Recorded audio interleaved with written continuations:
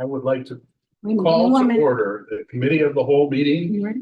at 6:32 PM in the boardroom of OPRFHS. Please call the roll.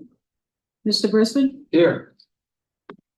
Dr. Maharaj. Here. Mr. Arkin, Here. Ms. Williams-Lee, Dr. Livingston. Here. Mr. Brandhorst. Here. And Mr. Costa. Your mic, Fred. First order, sorry. First order of business is nominations are now in order for the office President Pro Tem. Is that how you said it? Or tempore? Temple. Tempore. Their nominations.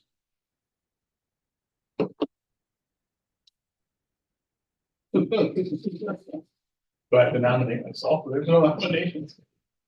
You need us to do something? Yeah, just nominate. I nominate Fred Arkin as speaker. All right. Okay, no second is required, so all those in favor say aye. Aye. Aye. Jonathan had to I think have, about it. figuring. I appreciate your support. That's been a babysitting.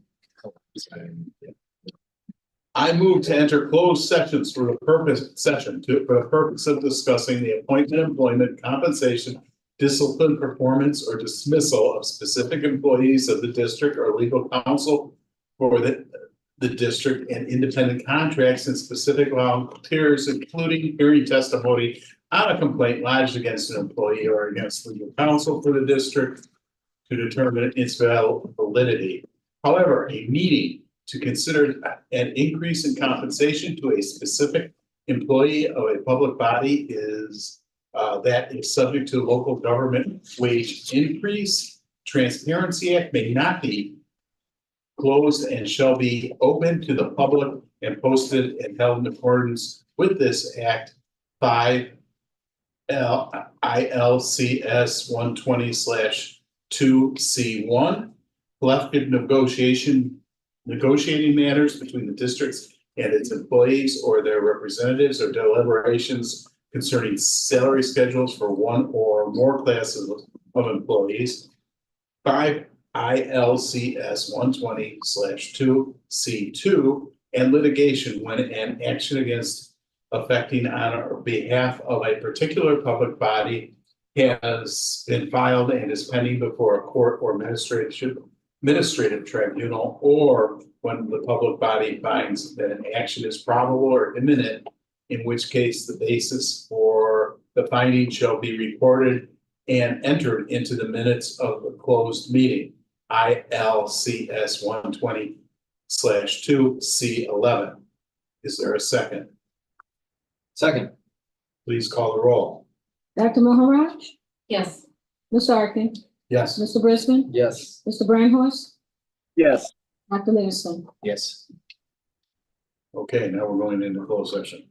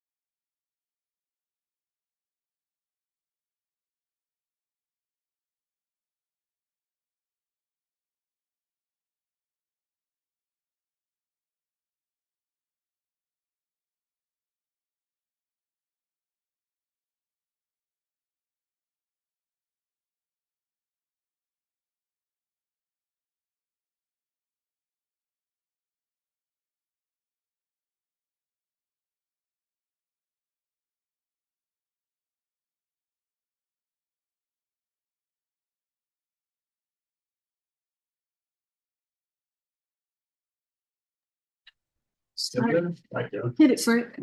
Okay, we will resume and reconvene open session. Our first order of business is public comment. Please limit public comments concerning matters within the jurisdiction of the Board of Education to 3 minutes. Do we have public comment? We do, we have to. Okay. This section is not intended to be a dialogue with the Board of Education. The response to any questions will take up to 2 weeks. And per board policy, public participation at the Board of Education meetings and petitions to the board will allow for 20 minutes of public comment as to each agenda item before the board discussion during this meeting, with an overall total time of public comment of not less than 30 minutes. So, but each speaker is limited to 3 minutes. So, Ready? yeah, we're ready. All right. Our first speaker for tonight is Ms. Ariel Rainey.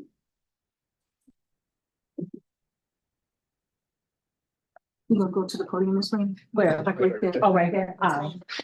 And if it's not green on there. Oh, it's green. By your side.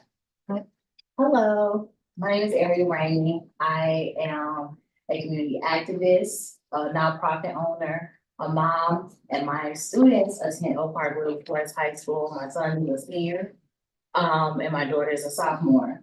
I'm coming here because, of course, I'm a Black mom. And what I noticed, because my daughter had had some issues this school year, is that the relations to Black students and families sucks here. And I want to be more 100% honest. And I understand that things have transpired in the past where restorative justice, different protests, post-George Floyd, and all those different things have taken place. But the interaction with how things are handled with Black students, because they're the ones that's fighting and in the hallways, and how the interaction with parents, it sucks. I had to report this school and send a report to the Illinois State Board of Education, where I have relationships with members of the Board of Education. And I also have a partnership with the U.S. Department of Education through my organization, where I am an advocate and super heavy in DC and advocate for urban students on a regular basis. I've never seen anything like this, where I actually asked to meet with the school individuals, and it took me 2 months. It took me being aggressive and getting a little rowdy to get results to help resolve the issue with my daughter having altercation with students and fighting. And this is something that I've talked to other parents about. They feel that the relations with Black parents is a disconnect. Also, the utilization of Apple to engage with the students and the families is not being used to its full capability. So I've had to make numerous reports, and I've emailed superintendent, because I have his email, and the principal and director, Apple White, did I say it right this time? Because I call you something else. But I've emailed them, we met today, and I've given my feedback and their experience as well. But there needs to be more support for Black students here. There's a lack of social emotional learning, cultural connection for Black, and I believe brown and other races, but in particular as a Black woman, because that's who I am and what my organization does locally on a national level, and what we have been working with Walmart and other organizations, Nike, to talk about for Black moms is how we're going to engage these students to not disturb in the hallways, because there's a cultural disconnect. I've buried 30 kids due to gun violence, and it's all about how schools do not engage with students to prevent stuff that happen in these walls to go on the outside. And because I buried kids and I saw how this was handled, I'm angry. And I think that it needs to be handled and approached differently, a behavior infrastructure plan, a better restorative justice practice, where it's leaning more support there. And I think it's really insane that one dean has 700 students and that they have to treat each case in a certain capacity. So we have to look at it from those capacities and see how we're going to really change it, because I don't want to have Black students here to be seen as the problem or as an embarrassment, or it's just them being Black or whatever the case may be and pushed away, and that this is not going to lead to something outside the school, because that's what's happening. We have to understand the cultural connection. A lot of these kids are coming from the inner city right across the line, and that they have families that also are coming from these experiences. So there is a lot of trauma that comes with it. So I'm here to raise hell. I will come to more meetings and bring more people with me, and I will continue to report to you as Department of Education, Illinois State Board of Education, until I see some change, because I want to advocate continuously. DC, Springfield, or Black kids. Please wrap it up. Oh, I was going to say that. I'm so done. No, it's, But that's what I have to say, and I will continue to bother you. thank you. Thank you, Ms. Rainey. Our next speaker is Elise Cutler. Did I pronounce that right? Yep, you sure, thank you. Mhm. Hi, my name is Elise Cutler. I'm the mother of a Oak Park freshman. My son has loved his first year here and we've been really happy to see him thrive. Nevertheless, we're concerned about the current environment for Jewish students here at OPRF and in the world in general. And we ask the board's engagement to ensure that all students feel safe and welcome, no matter their identity. We've lived here for 16 years. If you'd asked me 2 years ago if I thought anti-Semitism was a problem in this country, I would have said, not really. But things have changed. Our first experience with anti-Semitism locally was actually just over a year ago. Our son's 8th grade class took a trip to the Holocaust Museum in Skokie. The very next day, a classmate pushed my son to the ground during recess and yelled Jew as he was doing it. The child received a 1-day school suspension as a consequence. It's really hard for me to even think about the fact that my son was a victim of a hate crime. We didn't press charges in the hopes that this child would learn a valuable lesson and we'd all move on. The child didn't apologize to my son, and nor did we hear from his parents after their meeting with the principal. This child's currently a student at OPRF, and I've not discussed this matter at all publicly before today. As you can tell, it's hard for me to speak about even now. With that as context, I'm here with a heavy heart to speak about the faculty member, Mr. Clark, who has posted on Twitter that Zionists are white supremacists, among other anti-Semitic statements. This term Zionist gets tossed around a lot, and I've had a lot of non-Jewish friends ask me what it means. A Zionist is really simply a person who believes Israel has the right to exist in its ancestral homeland. Most Jews see Judaism and Zionism as inextricably linked, although many non-Jews identify as Zionists, including President Biden. I can say with certainty that Zionism is really not about race or racism. In fact, there are 1 million of Zionists that are non-white, including many in Israel. And we're also very diverse in our points of view. Many Zionists support the right to Palestinian self-determination, a 2-state solution, and we're all heartbroken over what's going on in Gaza. So the idea that a OPRF teacher would say that Zionists are white supremacists is incredibly upsetting and disappointing. And what does this really mean for our kids here in the building? They have a teacher who is potentially calling his students, his Jewish students, white supremacists for supporting Israel's right to exist. It's highly offensive, it's anti-Semitic, and it's just counter to our community values.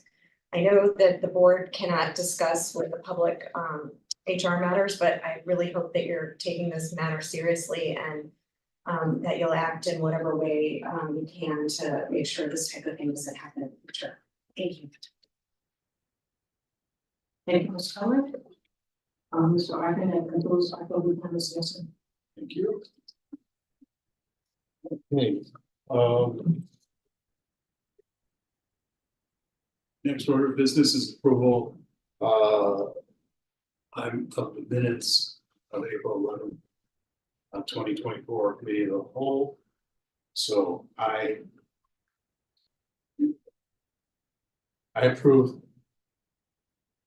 move to approve the April 11th, 2024 committee of the whole minutes as presented. Are there any corrections or adjustments that need to be made? Is there a second? Second. All right, all those in favor say aye. Aye. Any opposed? Okay, going to the next section. Our next section is the youth engagement intergovernmental agreement with the Oak Park Township.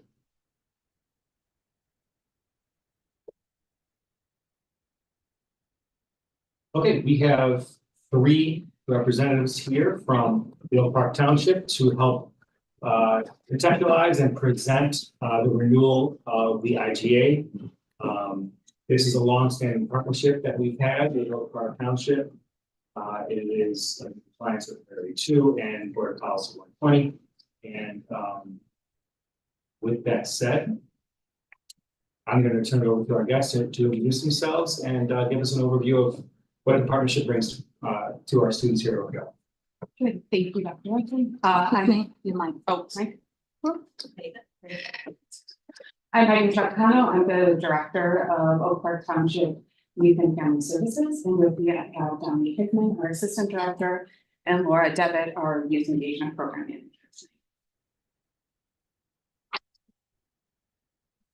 Just a brief history. I know Dr. Johnson already kind of went over this. This intergovernmental agreement has existed between 11 taxi bodies in both Oak Park and Aurora Forest since about 1993. At that time, it was called the Youth Interventionist Program, and it really dealt with youth violence and gang involvement that was going on in the communities at that time. Throughout the years, we have seen the needs of youth change. I became director in 2019. And with that, I shifted the program to more of a mental health model. So I started to hire all master's level social workers, clinical social workers, and started to really address youth mental health needs. In 2022, based on feedback from our partners, the kids and families we worked with, we changed the program from interventionist to youth engagement program because it really described more what our program did. Not only do we provide the free mental health services to kids in the communities, but we're also very engaged in the community service. We're at the libraries, we're at the parks, we're here at OPRF. We're in the district 97 schools, district 90 schools as well, and really work with all of the community partners. Our current staff for the youth engagement program is Laura Devitt. She's a licensed clinical social worker. She's a manager and oversees the program. We have Sophia Fernandez, who's a master's level social worker. She is waiting for the state to approve her hours, and then she'll sit for her licensing exam to become an LCSW, so she should be one very shortly. And she is also bilingual. I want to point out that Sophie is the only free bilingual therapist in the communities for anyone. She's been especially busy this year, as you guess. We also have Maria Hernada. She is also a master's level social worker, and she's about 6 months away from being able to sit for her licensing exam. We also employ interns. They have to be second level master's social work students because we really need them to be able to have those clinical skills to see kids individually without our assistance. I'm going to turn it over to Laura, and she's kind of going to give you a breakdown of our annual report statistics. So our fiscal year is April 1st to March 31st. So these statistics are from April 1st, 2023 to March 31st, 2020. Good evening. This past year, we have seen a total of 95 active clients. So that means we're seeing them on a regular basis, so weekly session, one-on-one. And within that, 80 of those students are Oak Park residents, and 26 of those are active OPRF students. We're also seeing a large number of 8th graders transitioning to OPRF this year as well. Our referrals numbers have definitely increased over the last year. Our fiscal year last 2024 or 2023 was 95, and this year it was 104. So we're definitely seeing a large jump in numbers. The reasons why we see youth are a wide range of reasons, but mainly we focus on anxiety and depression, crisis and trauma, behavioral issues, mentoring, and then if possible gang involvement, which we haven't seen in quite a long time. And the mentoring track is mainly for youth that may not present with mental health needs, but may just need some extra guidance with problem solving, decision making, social skills, executive functioning, and that's more short term. And then we've held over 1,000 sessions this past year, which has been a lot of great work with our team.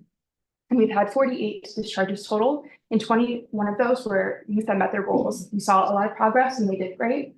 9 of those were referred. We connect to outside resources. So say they need some more additional services, we always connect them to those services before closing out. 6 of those youth just were not interested in services at that time. So we closed services with permission of the parents. And then 4 of them moved out of OPRF. 4 of them, as you sometimes don't engage as much, so they decide to opt out of the program. And then 4 of them, the parents sometimes we have a little struggle talking to the parents, so then we communicate that, and then we had one youth had passed away this year. And then currently on our caseload, we have 51 students in this month currently. 12 of those are OPRF students.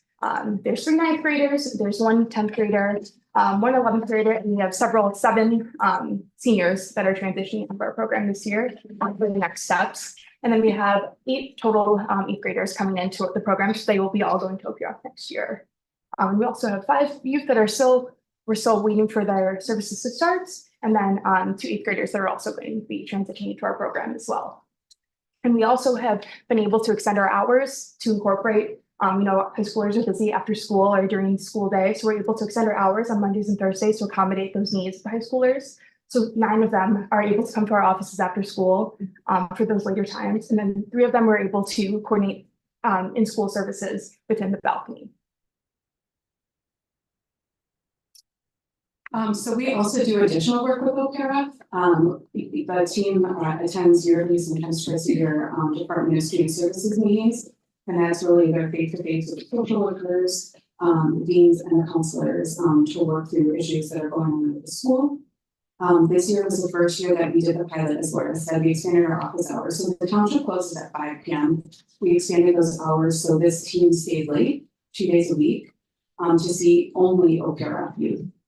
So that was not available to any other school district. It was just open to the high school students to meet those needs, and that was based on the feedback we got from the OPRF staff. We really value that partnership we have with the staff here, and we want to make sure that we continue to work as best collaboratively together. We have also been able to help the Park District of Oak Park and the Oak Park Public Library with school-age youth who might be making some inappropriate choices at their facilities. So because we have this intergovernmental agreement, if they know the child's name, we are able to get contact information from OPRF, and then us, the social workers, are able to call those parents and have those conversations with parents about what the kids are doing outside of school hours in the community. So that's a very valuable resource that we provide to you. And those kids aren't necessarily kids on our individual caseload. So those aren't families we necessarily have rapport with, but I think it's important that the social workers who are all trained make those calls, are conversing with the parents and pointing the parents to the right next steps if they are concerned about their use behavior, and hooking them with the correct resources. And that's what we had. If anyone has any questions? Questions?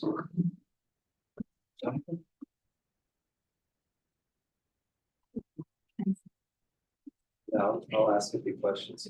So what is the referral process? How does that work from OPRF over to the services?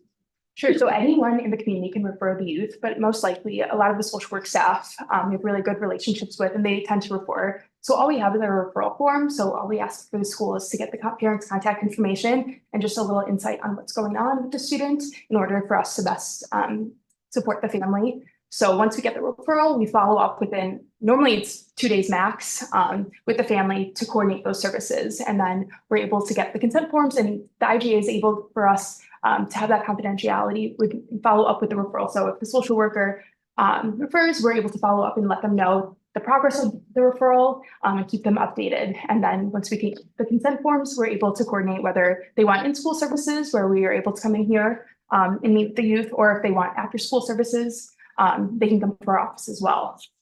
So it's a pretty simple process. Once we get the form, we're pretty quick turnaround, and we really don't have any wait lists at the moment. So it's been really great. Is the main activity ongoing counseling to the 95 students, for example, that, okay. Yes. It's more that than I'm having random encounters because our folks are in the library and providing support. Is that true? Well, yes and no, because the school districts are a little different. We get most of our individual mental health referrals from the school districts, right? From all 3 school districts and communities. But we encounter youth all the time as well out in the community, because they are in the libraries, they are in the parks. And so our IGA with those entities, while it's the same IGA, the services we provide to them are more of a community engagement. We're not necessarily when we're in school engaging with the youth on behalf of like the high school, because high school has it's great staff here that does that. So that's we're helping those entities deal with youth issues. So that could be anything from like trainings coming in after major incidents. We've been called in actually to OPRF after a major incident that happened last year with the loss of a faculty member, and we came and supported staff and students during that time. So we'll do stuff like that as well. So you have 95 unique youth served last year across 1,181 sessions, so it's an average of 12 sessions per student. This might be more of an administration question. How's the administration viewing this program as a resource, and what determines when you make a referral versus to them versus try to meet needs of a kid in-house versus referral to even some other party? Yeah, right. Oh, Yeah. I can answer that. This is Linda. Hi, Tim. What we see this in the terms of the partnership is actually like an extension of the work that we do. So we still work our interventions within the building, but when we see that there are students who need additional assistance that might go outside of the time or the necessary repetition, we see this as a resource and can always refer the student. And then with our IGA, the township has been able to pick up to plug in as we are able to work together to do that for the students. So it's not instead of what we have, as they spoke of the high school having more resources than, say, the elementary schools and the middle schools when they work with them. But because we have our own teams, we can kind of work together and do some wraparound services for students. So this might be a softball, but what is the administration's recommendation on the renewal of this program? So I can't ever turn away assistance when it comes to mental health and helping students. I don't think we're at a time right now where we can say we would only have what we have in-house. It's nice to have it as a resource. If it weren't able to be had, that would be another story. But because of the partnership we've joined, it's nice to have the ability to have the referral system with the IGA. Is that your position also? Absolutely. And in fact, in the memo, that's our recommendation to approve the IGA for 2 years for, the cost detailed in the IGA itself. So absolutely. It's a bit of a rhetorical question. I'm obviously familiar with this and was on D200's board and we were always supported and so forth. But I think it's good to hear a reinforcing statement that the administration feels like, hey, this is one of the critical pieces in our ability to meet the needs of our students. That's kind of what I was, wanting to hear as a topic. And I will plug, we do appreciate the latter time slots, like them accommodating after school, because it's really hard to pull students away from class during the day. And having that ability after school is a big plus.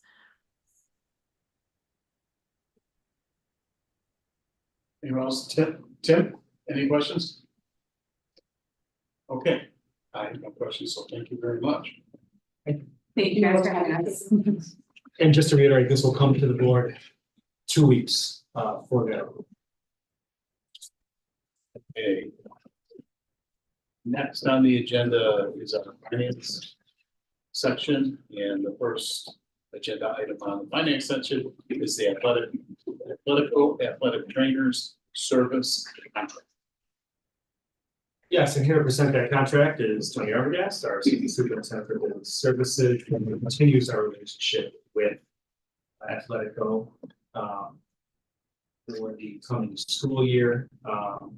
It's a relationship that we've also had for a few years. So Tony, go ahead and take it away. Yep, pretty standard here. We've had a good standing relationship with Athletico to provide training services for our athletic teams. We're at the point in the contract where it can be determined either that we are happy with the service and try to reach an agreement on a renewal, or go out to a request for proposal from other companies. The 3% increase that they have requested is very fair with where the market's at right now. So in discussion with our athletic department, we are recommending that we move forward with this renewal. Any questions? Right. We'll start this one. Dumb question, just you can reaffirm for us that a 3% cost increase for an equivalent level of services. Yes, yes.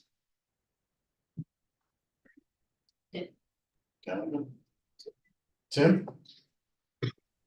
Yeah, I just had one question, Tony, and this may be a question for Nicole rather than for you. But if you know, I was just, it jumped out at me that that the contract is to have 2 trainers at all home games and practices, with one exception, and that is to send 2 trainers to away varsity football games.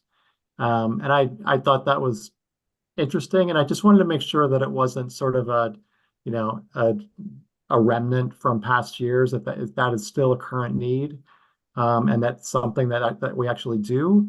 And coming at it from the other direction, I'm just curious, are there other sports or other other away games or other events that we would need to send trainers to in addition to varsity football? So that, and again, if that's a question that Nicole should address, maybe we can get that in the next 2 weeks. You wanna do it or I can do it? You can go.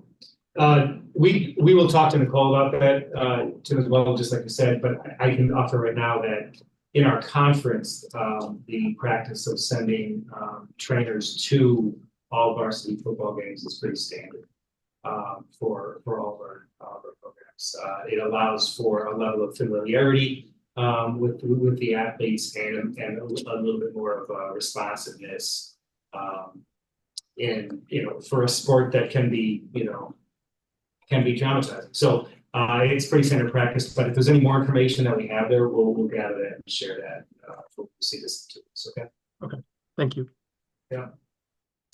I just had one question, and it circles around the more or less the concept of outsourcing our training needs rather than having in-house employees, whether it be full-time or a stipend position, taking care of this, because I've seen over the years a turnover in trainers. Some have been excellent. We've had some outstanding, and some have been not so excellent. So I mean, maybe this is more of a question for Nicole.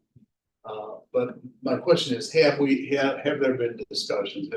Have you taken a look at the possibility of having at least one of the positions as an in-house basically employed position of the district? I do know when we started meeting, Nicole and I, in regards to this contract and this renewal, what led her to this conclusion, I'm unable to speak to, but she had done that research on, would it be better to bring this in-house? Would it be better to continue this relationship? Are we happy with it? And she had determined, at least for the following year, that continuing the relationship as we have it would be best for the district. But I do know it is something that she has explored. I can say, in terms of the turnover you spoke of, we're seeing that industry-wide. At my prior district, we saw that at 4 high schools, that a different company was seeing turnover pretty frequently, and the trainers were kind of bouncing between different companies, kind of chasing higher pay. It's become a very in-demand industry, and one that part of that too is it's one that in many areas has been hard to fill in-house and requires districts to go out and outsource. Okay. So it's been, the only thing is I've wondered if it's been considered research. Okay, thank you. So now we'll go next to our next. If I could really quickly, from the I have remote information here coming to me from Nicole Epson to answer. She's on the. Thanks, Nicole. Yeah. You're hiding up there. We don't see you. That's right. She's, we're sharing, it's a response to Tim Brenner's earlier question.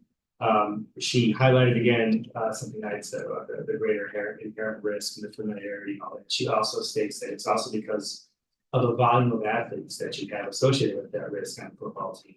If you only have the home team provide the trainer, you run the risk of potentially outstripping the capacity, right?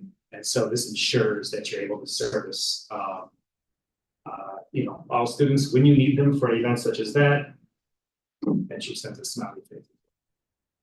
So there you go.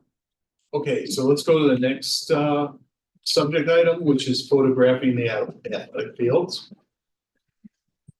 Yeah, this is a request that came to us from FGMA, and here to give a quick overview. This is Karen Sullivan. You can see that this is an alignment and required by District Policy 825. So yeah, it's a pretty straightforward request. They did this for project one as well. They are asking permission to photograph the athletic fields to use in their marketing.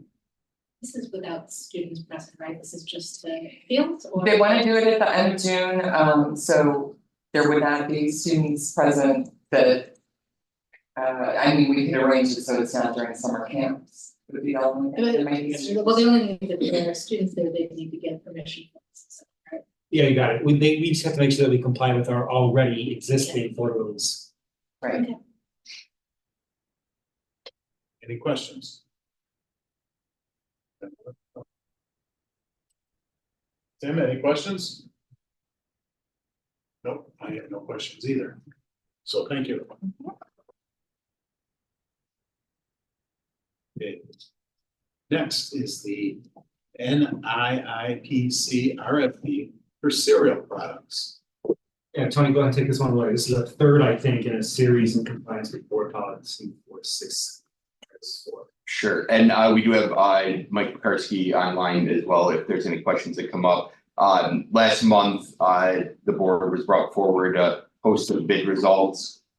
When those bids came in, the cooperative had chose to rebid cereal. They were not satisfied with the bid that came in and the numbers and chose to go back out and see if they could do better. I think they did that just so Mike could bring one more item forward before she retires. But that is what is coming forward now, the last of the products that need to be approved through our cooperative.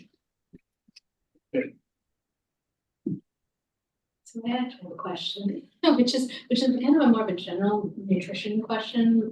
Is there a point in the board cycle or the annual cycle when we actually look at the nutrition, the meal plan, et cetera? Because we get pieces of it, right, when we're approving chunks of the contract. That I don't remember us ever having a broader discussion. It's a big ongoing conversation, right, about nutrition and food in schools and schools in particular, right? And so I'm kind of curious where we are in that conversation. So I don't know if that should be an agenda item or what exactly. We are pretty strictly regulated nutrition wise, being a member of the National School Lunch Program. There's restrictions on sodium, sugar is forthcoming in new rules, portion sizes, the amount of balanced meal that needs to be provided to students. And because we choose to be part of the National School Lunch Program and provide meals that are reimbursable to our free and reduced students, we must stay in compliance with these, even to the point that snack offerings and things throughout the building have to be reduced fat and meet certain contents, or else they would put us out of compliance. Does that mean though that we can't do better than the national guidelines? I mean, I'm just like, America is generally well behind many other countries on this. And so I'm just sort of curious whether we have leeway on that or not. Does that make sense? Mike, feel free to jump in. What I would say is we would have leeway to attempt to make improvements as long as what we chose to do still was within the guidelines of the NSLP. Thanks, Tony. We've always been, I feel, not only compliant, but we've gone a above and beyond to make sure that we're serving, the healthiest food we can. We do quite a bit of scratch cooking. We do quite a bit of food that we get right from local foods. We always have the fresh fruits, vegetables, and the students on our menu boards, all the nutritionals are posted, so they do know what they're eating. So and the other thing we're going to try, hopefully they'll get it together next year with tech, is that it will be on, that they could get it right on the menu board too online. That sounds great. And, I'm wondering whether there's sort of an opportunity to like patch this in with the sustainability efforts that we're doing and like, highlighting these are elements that are coming from local farms, et cetera, so on. And it seems like there's an education piece that could potentially be worth pursuing. So anyway, I'm just. And just to give a quick shout out both to our food service team and to our environmental club. Some of that education does go on at our sustainability committee meetings. We have discussed, as Mike alluded to, both the locally sourced foods and fresh foods that come in, as well as the our district grown lettuce by the kids here, and that's often celebrated throughout our meetings at this sustainability club and with our environmental club. Yeah, good job. Any questions? Tim? No, nothing for me. Thank you. Let's go on to the next. If I could, actually, so I can do one thing, Mike, before you log off. I don't believe, oh, but she's still there. So Mike, I think this is our last food item for this school year. Is this correct? Yeah, forever. I shouldn't say So forever. that's what I want to highlight. So Yeah, Mike for the co-op. Pekarsky- That's right. So Mike Pekarsky is retiring at the end of the school year. So much to her chagrin, this is her last appearance at a board meeting. Thank you. At LPRF. And so I just wanted to say thank you, Mike, for your, I don't even know off the top of my head, 20 plus years, I believe here, right? 33. 33. So 20 plus is underselling it quite a bit. So thank you for your service and congratulations. Thank you, Greg. Thank you, everybody. I really enjoyed it. It's been like a family. I'm going to miss it. Okay. Next item is the approval of the Hyatt Regency Chicago contract for prom 2025. Okay, here to talk about and field questions regarding our prom contract for next school year is Angie Hawkins. This is a proposal to continue our relationship where we currently are at Hyatt Regency. I'll turn it over to Angie if you have anything to introduce. Otherwise, we can open up for questions. Right. This is basically the same contract that we're under this year. So we won't be increasing the tickets for next year. We're going to keep it the same, but we're going to add a little more fundraising just because the margin to be able to buy the extras is now decreasing. But other than that, the contract, everything's the same. Any questions? Right? No. Tim? Yeah, I have a couple questions. Hey, Angie. I'm just really curious about the cost. 110, per student for a lot of families, that's pretty steep. And so I'm really curious if we offer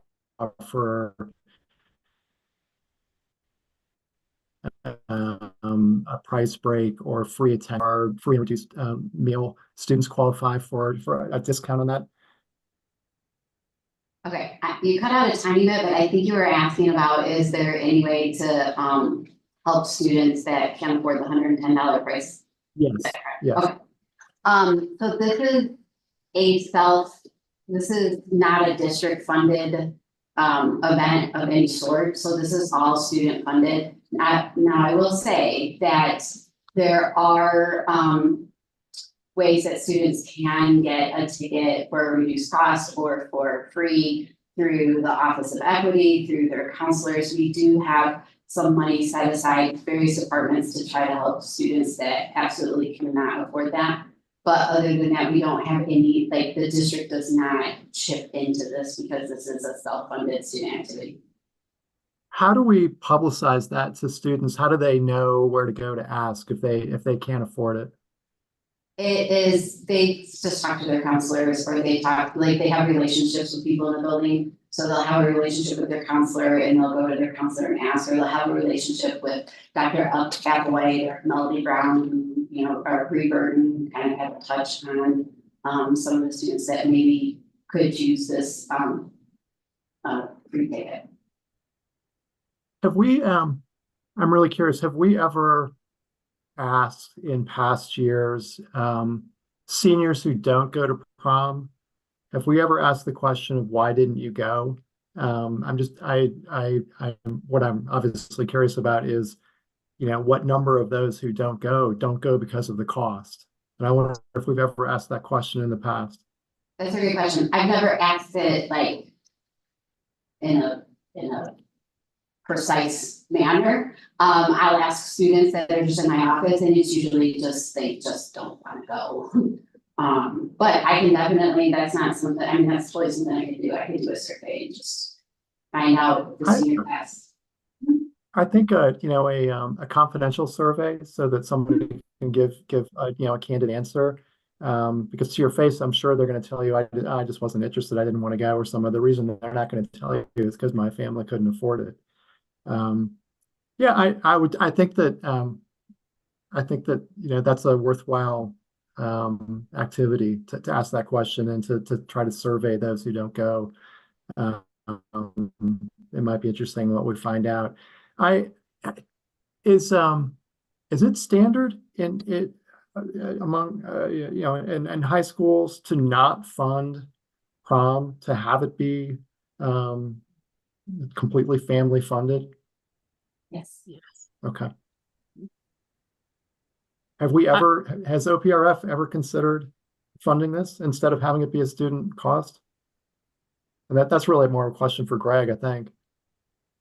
Not in my, no, not in my experience here, in the years I've been here. And I echo what Angie said in her previous response, that it is standard, perhaps if not universal, that it is, you know, it's outside the direct funding of the school district, with the exception that we find ways to support students when necessary. We have vehicles to do the survey too, that you talked about, so it wouldn't have to be a standalone. We could actually fit that in the surveys we already have in existence to help get that information out. So that's. Tim?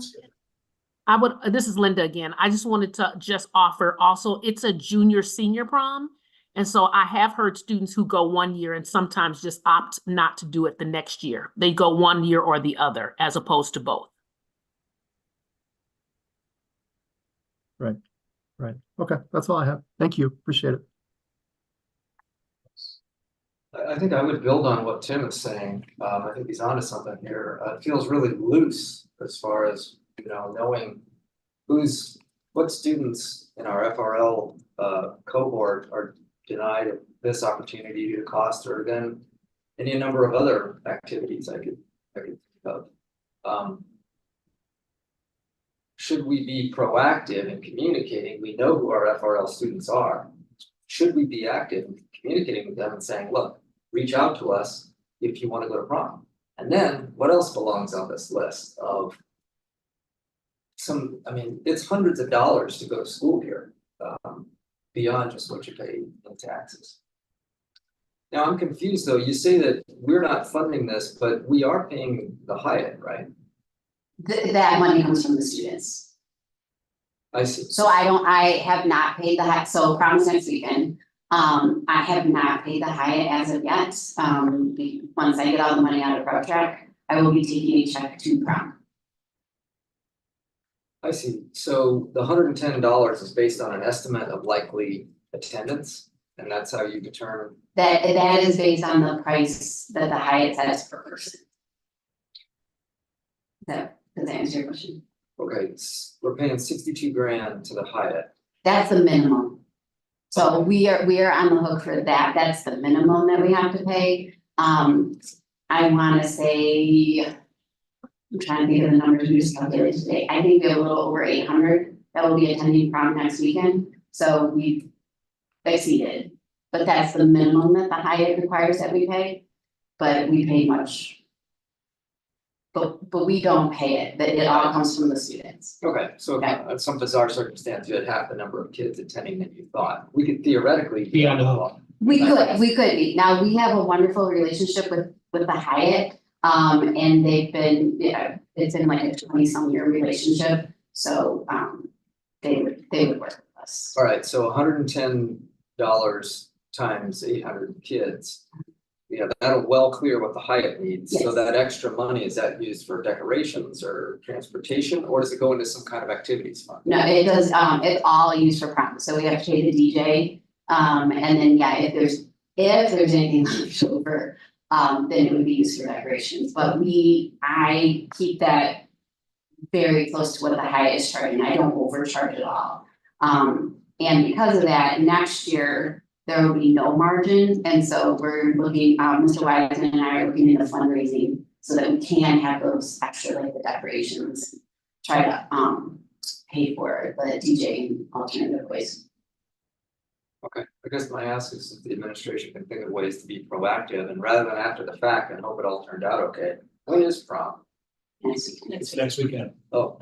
Yep. Is it too late to be proactive with FRL kids? Yeah, I submitted numbers, so All right, so maybe next year. It's a good call. So I guess I'm not understanding. You said that the amounts here are minimums, right, yep, okay? And they charge us per student. yes.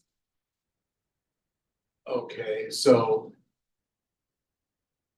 whether they're charging 62,400 this year as a minimum, or 72,400 this year, is immaterial to us because we're well over even the 7,200 mark. Right.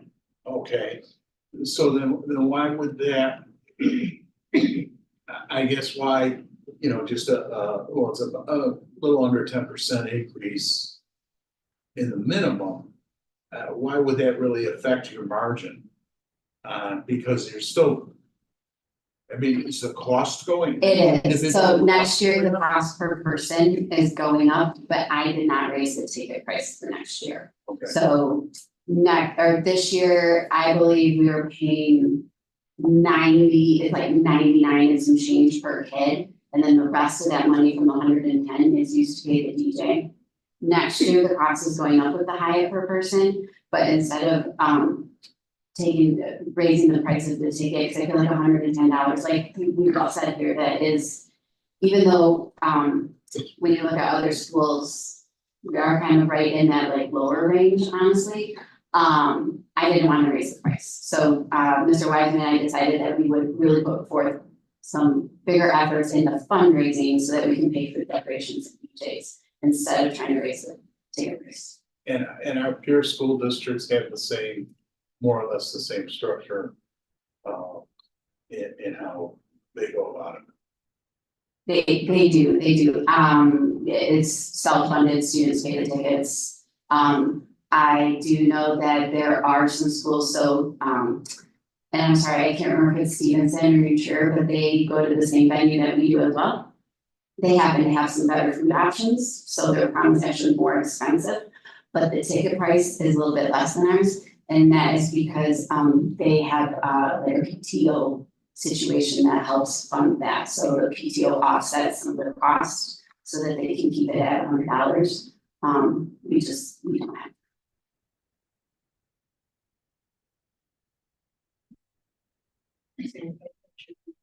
Yeah. So just two quick things. So homecoming, we pay for? Or No. That's the same situation as prom, so are there any, like, we used to have more dances here, right? It's my understanding, back in the day, were there ever any of them that were paid for by? They're all self-funded. I will tell you, anytime a dance or a movie night is sponsored by student council, because of their fundraising efforts, would chip in a portion. So homecoming, some of that money to keep that ticket price pretty low at this year it's $22. Though our DJ costs close $30,000. The student council helps chip in with some of their fundraising efforts. So they sell concessions or they do the door check, and then that money kind of like goes to lowering the cost of the ticket, but essentially it's all student funded. And then, we don't maintain a prom closet or anything like that, do we? We actually do. So Ty Garland, he maintains like a prom closet. I have community members reach out all the time, and Ty does as well. And he keeps them, he has a special closet up here.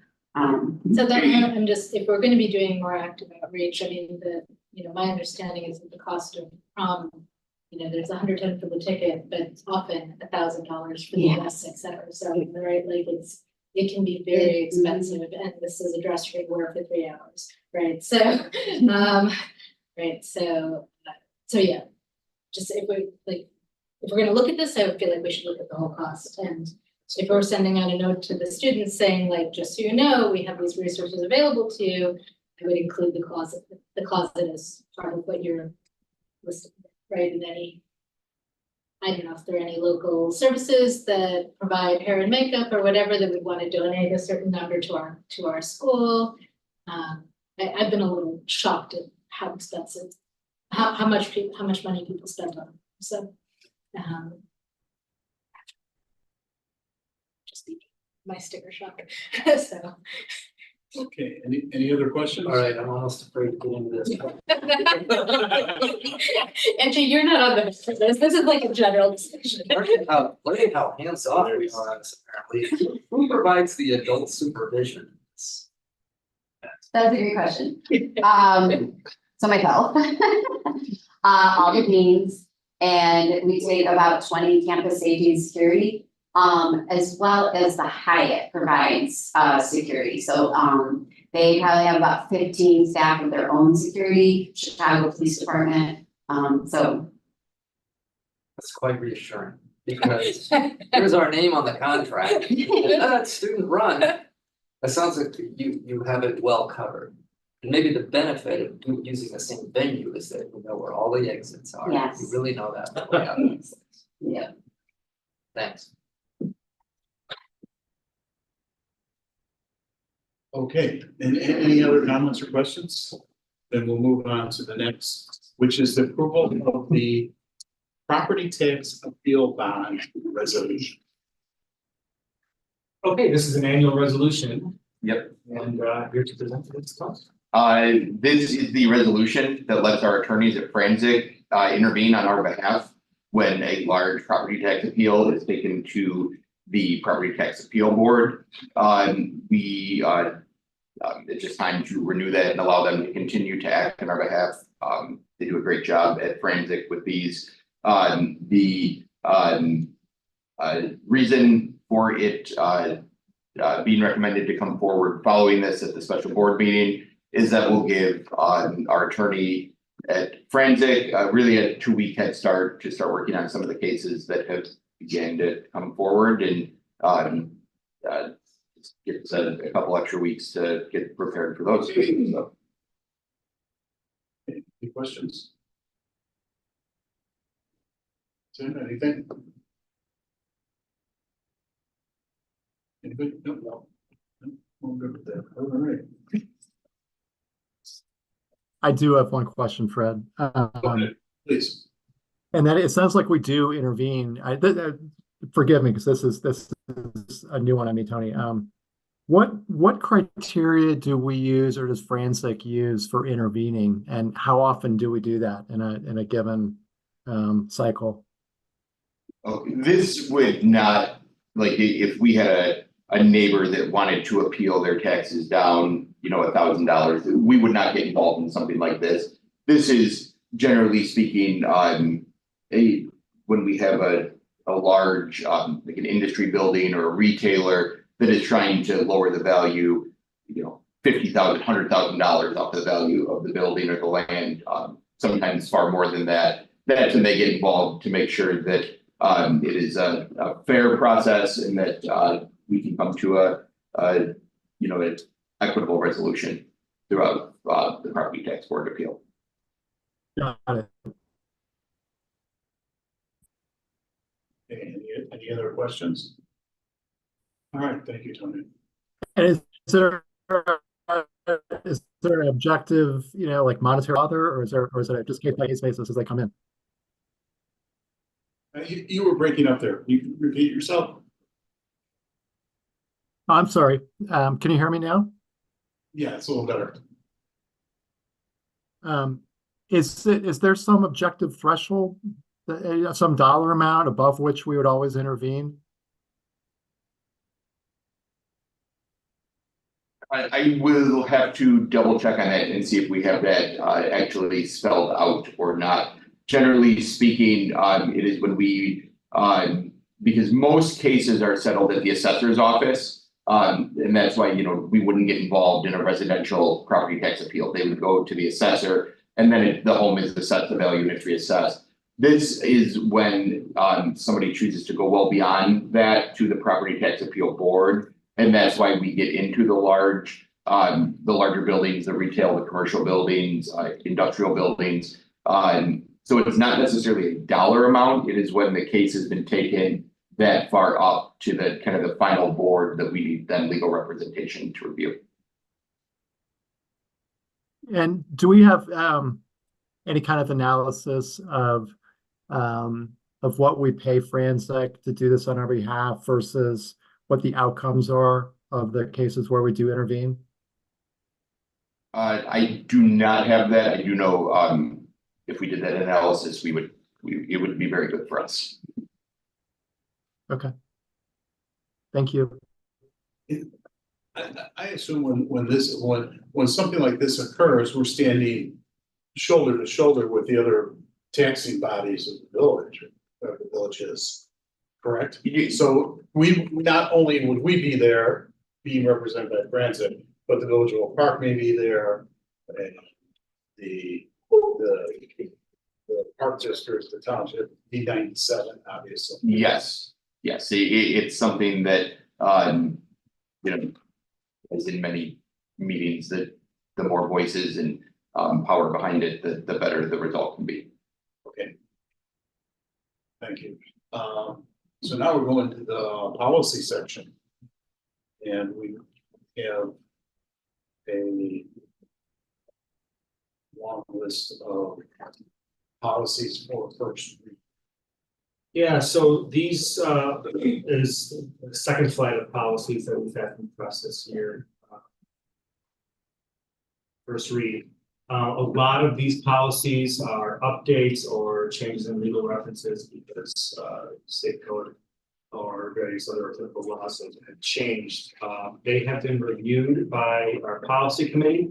And when we convened, it consisted of everybody on a list, except for Dr. Applewhite, who was at a conference at that time and not able to attend. When we reviewed these policies, there were a few questions that the committee asked. Generally, I mean, we recommend these policies. I should leave with that. We recommend these policies for adoption, and they would come back to the board in 2 weeks for that vote. There were really two questions that remained after we met as a team. The first one was regarding the very first policy on the list, 240 for board member qualifications. There is the addition of this conviction of infamous crime, and there was a question about what that is and whether that's too inclusive or so on. Just idle curiosity, I'm sure. But seriously, the question was really what is that? And it really, it's not really a hard definition really, but it involves fraud. It involves some way of, phantom malfeasance of some sort. And our recommendation from our attorney is that's exactly the language that we should have in here. And reducing that in some way or narrowing that in some way is not their recommendation. So we looked into that. There is a policy. I'm just going to quickly go through, not all of them, just the ones that are worthy of a little bit of attention. There is one policy later on that required the board to or the administration to make a recommendation to the board. And this one was regarding professional development for life. Oh, thank you. This is quite a bit down the page. It's policy 5100. It's actually it begins on page 18 of the attached PDF. This is regarding staff development. And if you keep scrolling down through that policy, it's on page actually 22 that the question comes up. And it was one of whether we should provide instruction in life-saving techniques and first aid for the required part of all staff development programs. And our recommendation is to follow the recommendation from press that no, we should not do this because it is not something we do universally for our faculty and staff. It's something that is more targeted. And so, yeah, it's really those two questions that stood out from our policy committee. I don't know if Tim, Audrey's not here. I don't know if you have anything you want to add to that high level overview, but feel free. Otherwise, it's open for discussion. No, that was good, Greg. I think there was one other question. I'm just scrolling up to find the policy number. It was the one that seemed to call for a training requirement. And I think the question for our attorneys was, or maybe the question for the administration was, are we able to take on that training component for, it seems to be, here I'm looking at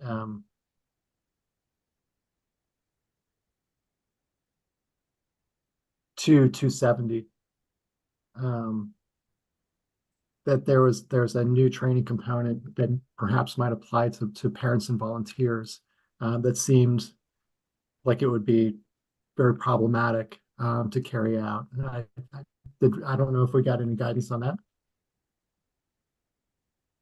I find that we've broken this up into different sections based on how and why it's being requested to be reviewed. So I'm going to try to go back and find 2270. Is that what you just said, Tim? I think that's right. Which page number, Tim? 14. Sorry, Greg, I'm trying to scroll back up and find this section. No, I understand this a lot.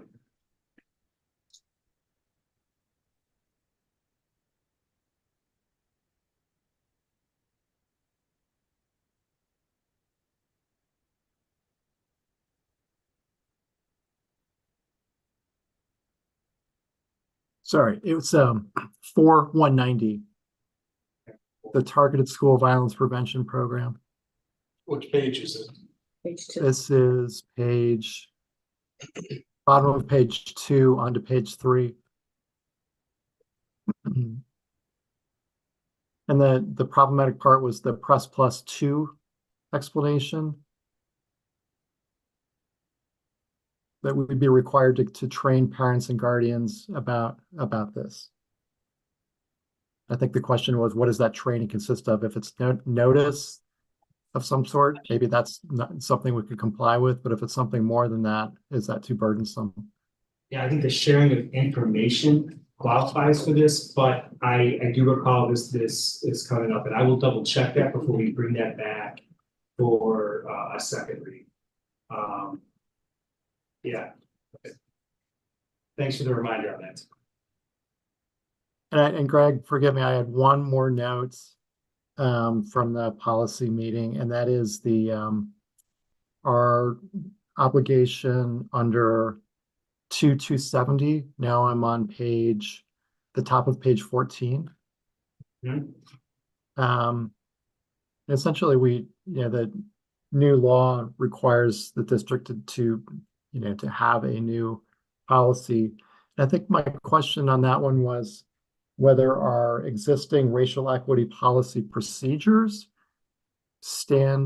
really accomplish, I think, almost all of this. And I think the question for our attorneys was just that, is there anything new or different that we need to do under this 2270 to implement a new policy, or can we use our existing racial equity policy procedures, or maybe simply tweak those existing procedures to comply with this new state law? So it's kind of a double answer. So we do need to adopt this language because it updates recommended changes for 2270, which is distinct from 712, the policy you're referencing. However, they do and would work in harmony with each other. And so it might, so there's no contradiction between the two, in other words.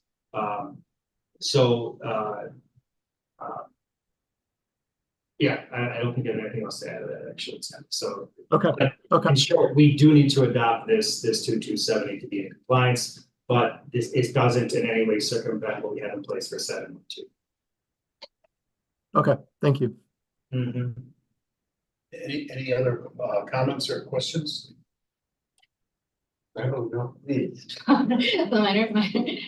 My first one's quick. I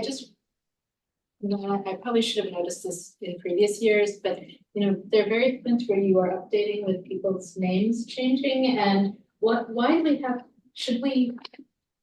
people's names as part of the policy things?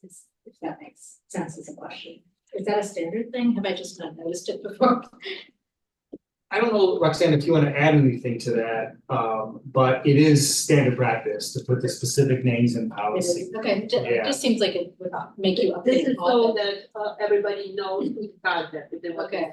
For ease of use. Okay, no, if it doesn't make your life harder, if it makes it easier, then. There is no doubt that it does require almost, in some cases, on an annual basis. That's right, it just seems like Right. you'd have to be constantly To do updating it, updates. but annual is fine. And then my only other note is sorry, go ahead. I'd just add one little thing, which helps. So, we do have flyers and other ways we communicate this in the school. Yeah. And of course, those are obviously much more current, if there are changes to what you see. Awesome. And then, the other note was just that I did go down that infamous rabbit hole a little bit. I was curious about it, and so I thought it was very interesting that the lawyers have been sort of disagreeing about whether it's the crime that should be looked at or the level of punishment. And I've sort of come up with both can qualify you for it being infamous. And I love the language. I almost feel like, like it's a shame we're not adopting it, right? Whether the crime shows such depravity in the perpetrator or such a disposition to pervert public justice in the courts, this creates a violent presumption against his truthfulness under oath. I love that. And then there's another bit here, whether the presence of or absence of moral turpitude always distinguishes an infamous crime. And I don't know, any excuse to use moral turpitude in the sentence. Yeah, so, let that be a warning to you, Bob. So anyway, I hope we can pass it to you. When I saw those individuals' names, I just assumed that the law required an individual to be named. Is it driven by the law?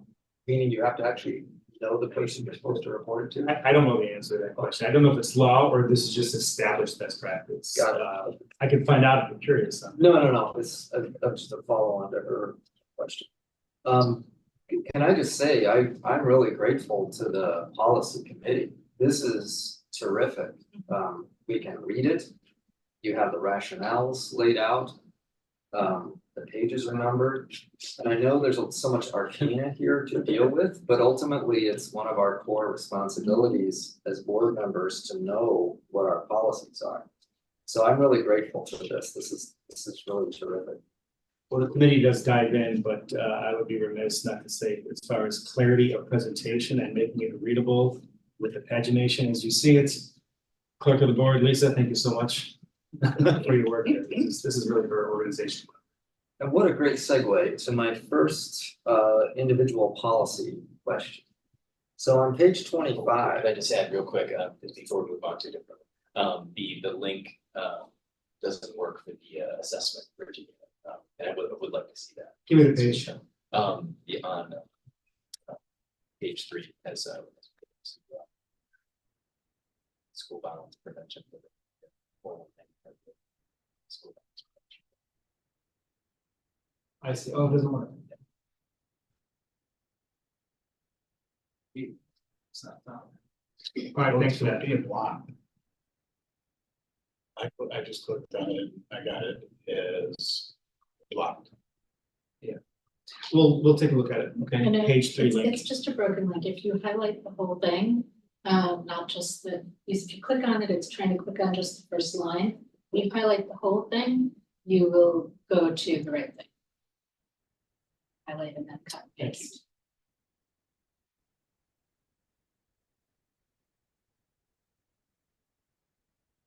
So on page 25, policy 2:140, it says individuals can send questions or communications to the board, to the superintendent, or to the board's email addresses. Did the committee consider making that to the board clerk? Just because I'm a little sensitive about the superintendent if you are a babysitter. We did not discuss that at all. Let me take a look exactly.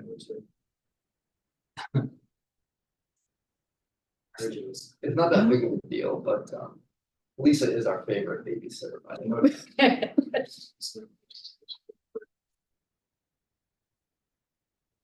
I would imagine that, well, I'm certain that that's standard language, and I appreciate the sentiment. I don't know if I like the idea of removing me from that initial communication and data questions, but I mean, I am fine if they go right to Lisa. I don't mean to say that, but I don't really.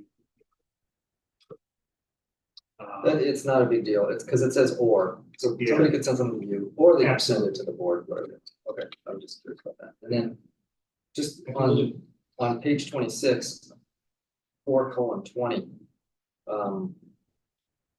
I'm just curious, Tony, were you involved in this item here about the sequence of how funds would flow? Or is that just something that was kind of a best practice that press had established?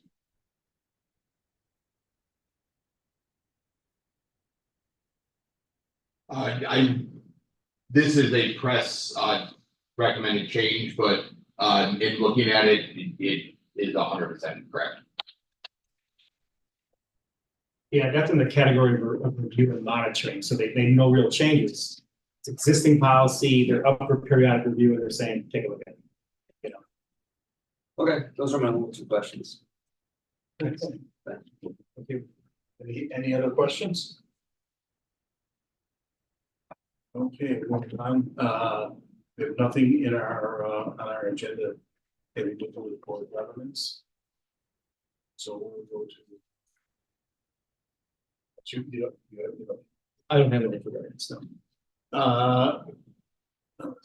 Maybe Bob has something for board governance? Okay.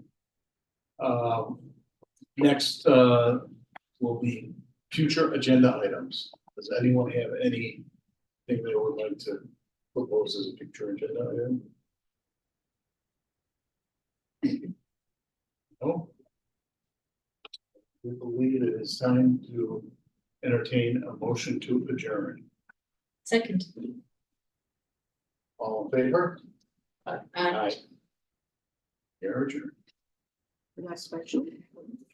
Yes, we have to go to the special meeting. I'm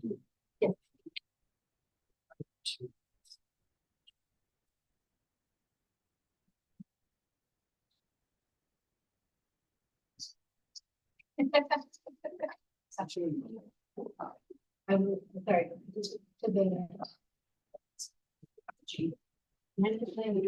No, I'm having an email issue, which I'm hoping to resolve tomorrow, so. You ready, Fred? We're still live. It's short. Yeah.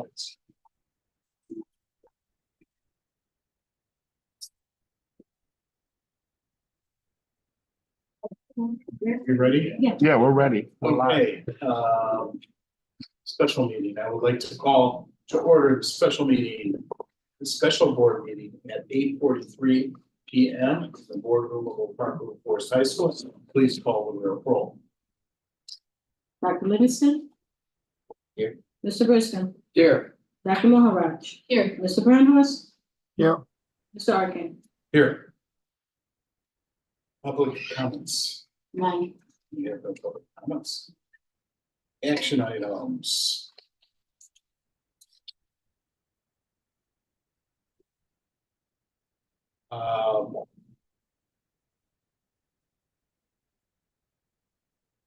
Approval of personnel recommendations. including new hires, transfers, summer hires, resignations, and releases. So I guess I move to approve the personnel recommendations, including new hires, transfers, summer hires, resignations, and releases. Second.